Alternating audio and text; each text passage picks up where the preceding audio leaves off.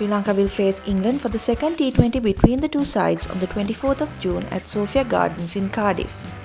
After securing a convincing win in the first game on Wednesday, the hosts lead the series 1-0. The visitors looked well out of their depth against England. This 8-wicket loss, their 10th in their last 12 games. Things went awry for Sri Lanka almost straight away in the first game when Avishka Fernando was dismissed for a duck in the second over. Much was expected from the youngster making a comeback into the team, but he failed to impress during his short stay at the crease. Skipper Kusal Perera had promised fearless cricket from his team, but the Sri Lankan batsman's shots left a lot to be desired.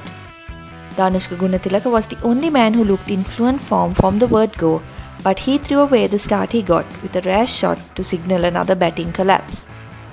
The middle order once again let Sri Lanka down, with Kusal Mendis, Dhananjaya De Silva and Wanindu Hasaranga unable to string together any meaningful partnerships. Dasun Shanaka was the only positive for Sri Lanka with the bat. The right-hander struggled to get going early on, but managed to stick around long enough to cash in the death overs, where he scored at a strike rate of 180 plus. Some changes may be in order for the visitors, despite the quick turnaround between the first and second games. Osunda Fernando may get a look into the side ahead of Kusal Mendis after an impressive showing in the warm-up game. One would think that Perera, Gunatilaka and Shanaka will be the key batsmen for the visitors going forward in this series, as all three possess the ability to clear the boundaries. Among the many issues with the batting, the coaching staff will want to address the dot ball percentage once again, as Sri Lanka played out over 7 overs worth of dots in the first match. With just 129 to defend, there was very little the Sri Lankan bowlers could do against a rampant English batting lineup.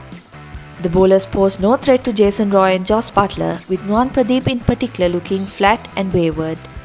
England's plan against Sri Lanka's strike bowler Wanindu Hasaranga was clear, to leave him wicketless. And by the time he came on to bowl, the English openers had done enough to allow themselves to play him out. Hasaranga conceded just 12 runs off his 4 overs, but it made no difference to the result. The bowlers around the leg spinner will have to step it up if he is to be at his lethal best. The management will be tempted to make a couple of changes in the bowling too, with Nuwan Pradeep and Akila Dhananjaya looking off colour. With the likes of Lakshan Sandakan, Asitha Fernando, Binura Fernando and Ramesh Mendis on the bench, Sri Lanka have plenty of options to experiment with.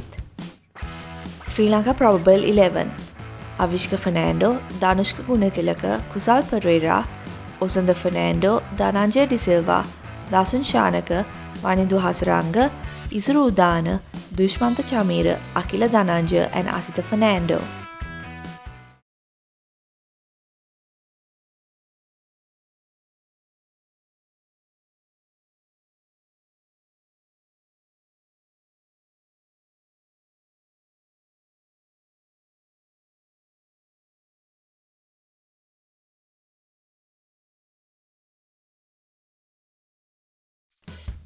England looked like a well-oiled machine with the ball, the bowlers executing plans perfectly throughout the innings.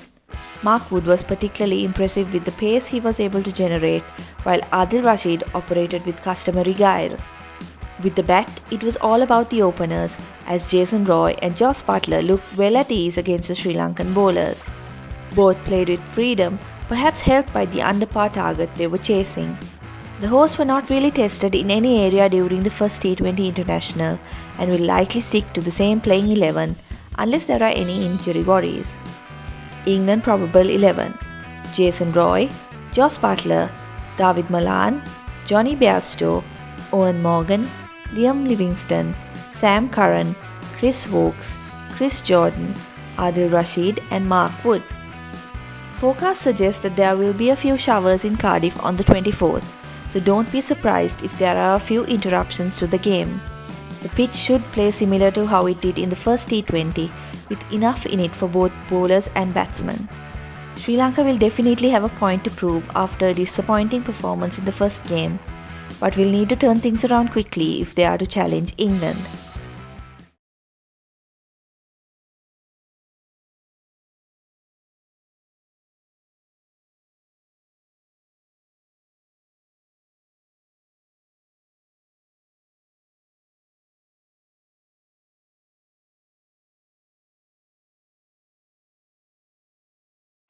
For premium content and exclusive member benefits, subscribe to thepapare.com today.